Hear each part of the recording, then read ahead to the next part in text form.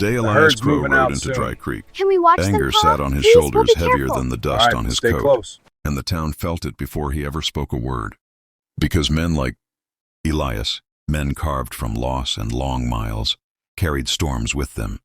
He was a rancher known for silence and straight dealing, a widower whose land stretched farther than most folks' courage, and whose temper only showed when injustice crossed his path. The auction bell rang harsh under the noon sun, and Elias slowed his horse when he saw the crowd gathered near the livestock pens. But there were no cattle there, only 4 girls standing together like frightened deer, hands clasped, dresses too thin for the wind, eyes trained on the dirt as if it might open and swallow them whole. Their uncle stood nearby, smiling with the oily confidence of a man who had sold his soul in pieces and was proud of the bargain. Boasting about strong backs and obedience like he was describing mules, Elias felt something crack open inside his chest. He dismounted, boots hitting the ground with finality, and listened as bids were called, not for land or stock, but for futures being torn away. The girls' names floated from the auctioneer's mouth: Clara, Ruth, May, and little Eliza, and each name struck Elias like a hammer blow, because he remembered names once spoken in love, a wife buried too young, children never born, a house left echoing.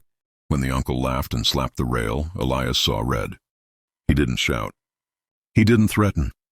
He simply waited until the bidding slowed, then raised his hand and named a price that silenced the crowd.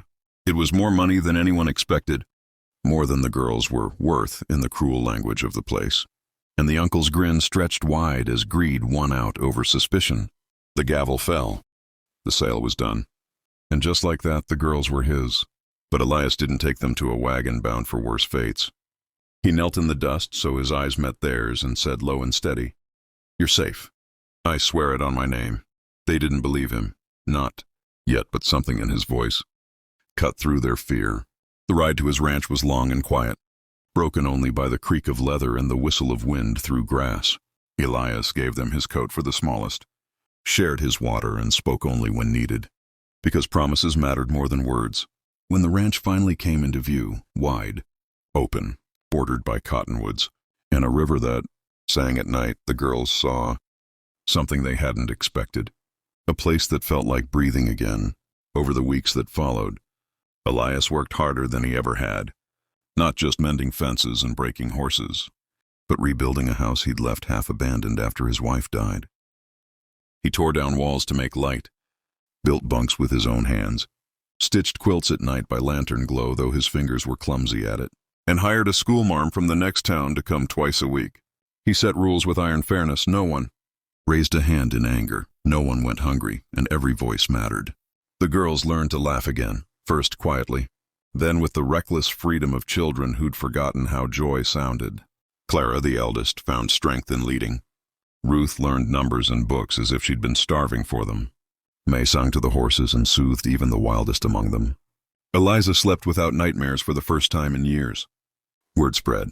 Folks whispered about the angry rancher who'd bought 4 sisters and built something strange on the prairie. Not a business, not a bargain, but a refuge. Elias didn't stop with just them.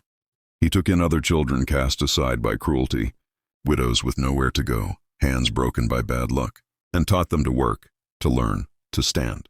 He built a schoolhouse that doubled as a meeting hall, a kitchen that fed anyone who knocked, and a clinic room stocked with herbs and clean bandages.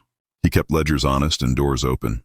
When the cruel uncle returned, drunk on entitlement, demanding more money, Elias met him at the gate and told him the past had no claim there. The town backed Elias because what he'd built had changed them too.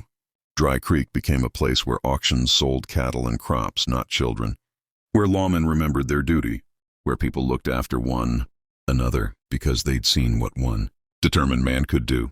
Years passed like pages turning. The girls grew into women who chose their own paths, teachers, healers, mothers, leaders, and when asked who saved them, they said Elias gave them safety, but what he built gave them a future. On the day the old rancher finally laid down his tools, the whole valley gathered. They spoke of a man who bought 4 sisters, not to own them, but to free them, who turned anger into action and grief into shelter, who proved that history isn't always written by the powerful, but by the brave. And as the sun dipped low and the river sang, a simple wooden sign stood at the gate, carved by many hands, Crow Haven, all are welcome. If this story moved you, if you believe courage can change the world, the first winter tested everything Elias Crow had built. Because the land does not care about good intentions, and snow has a way of revealing truth. The storms came early, rolling down from the mountains like a white wall, swallowing fences, burying roads, and cutting the ranch off from town. Inside the house, the fire burned day and night, and the girls learned the rhythms of survival, hauling water before it froze, patching clothes, helping Elias stack wood until their arms ached. Fear crept in with the cold, especially at night when the wind howled like a living thing and memories returned uninvited. Ruth would wake first, staring into the dark, convinced the past had followed them. May sung softly to calm her sisters, the same song over and over, until even Elias found his breathing slowing with it. He never told them he was afraid too, afraid that he might fail them, that anger alone was not enough to keep wolves, human or otherwise, away. When a neighboring rancher was found frozen in his barn, Elias saddled up without hesitation, taking Clara with him, showing her that strength also meant responsibility.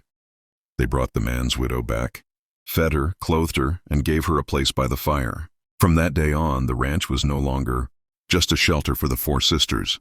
It was becoming a promise others depended on. Trouble followed that promise. The cruel uncle spread lies in town, calling Elias a thief, a tyrant, a man hiding sins behind charity. A marshal rode out to investigate, his questions sharp, his eyes colder than the snow. Elias answered plainly, opened every door, showed the books, the beds, the school lessons written carefully on slate. He did not defend himself with speeches. He let the truth stand on its own. When the marshal left, he tipped his hat to the girls, and the silence afterward felt like victory earned the hard way.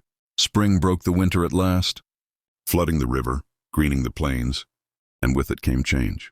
The schoolhouse expanded. More children arrived. The sisters took roles without being asked. Clara organizing supplies, Ruth teaching sums, May caring for the sick, Eliza planting a garden with fierce concentration. Elias watched them and understood that what he had built was no longer his alone. It belonged to them, to everyone who subscribed to the channel, because more stories like this deserve to be told, remembered and carried forward, just like the legacy of a rancher who turned fury into hope and built a place that history could not forget, who had found safety within those fences. One evening, as the sun burned red at the horizon, the girls stood with Elias on the porch. "You didn't buy us," Clara said quietly. "You chose us." Elias nodded, throat tight, knowing that choice had saved him too. If this chapter of courage and found family touched you, don't let the story end here.